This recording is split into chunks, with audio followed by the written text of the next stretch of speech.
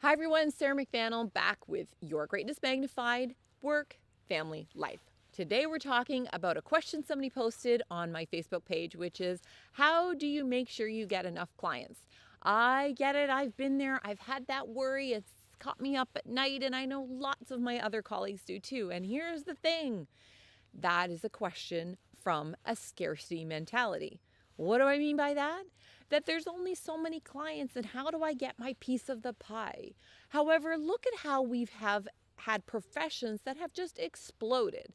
My field of coaching and speaking, they were pretty small when they first started. 50 years ago, were there huge conferences where they paid lots of money to have great speakers come and that anyone could enter and join a speaking association?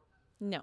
But now there's huge value for coaches in everyday life, right through to business. Middle management, frontline, doesn't matter, you can have a coach. But that was the idea of an abundance mentality, that we can build value and that we can build as a profession as opposed to be scrambling to figure out how are we going to get a limited section of the pie.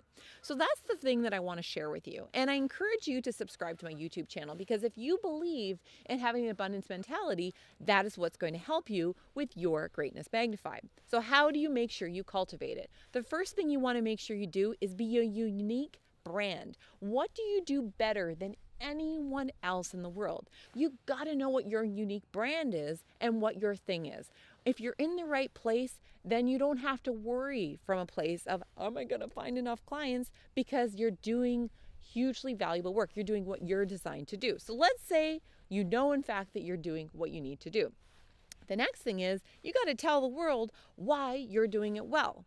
And you've got some great opportunity now. They've just updated LinkedIn. You're able to add videos, pictures. You're able to add so much more substance to show the value that you offer the world. Are you using those tools? Your social media profile is a way of you continually telling the world about the value that you offer. And when I say you, this applies to businesses too and your teams. It doesn't have to be you personally.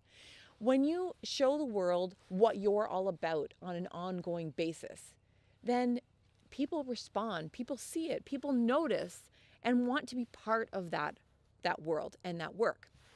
The next thing I encourage you to do is to go out and chat with people that already are your raving fans. There's got to be a few of them. I bet you there's a ton of them. And ask them, what is it about what I do that you really like? And do you know anyone who would benefit from this? So many of us don't ask for help. The point is, you are trying to make sure that you are providing service to the people who need it most. And that's the last thing that I'll say is, don't consider it as selling the way some people think of selling as a bad thing.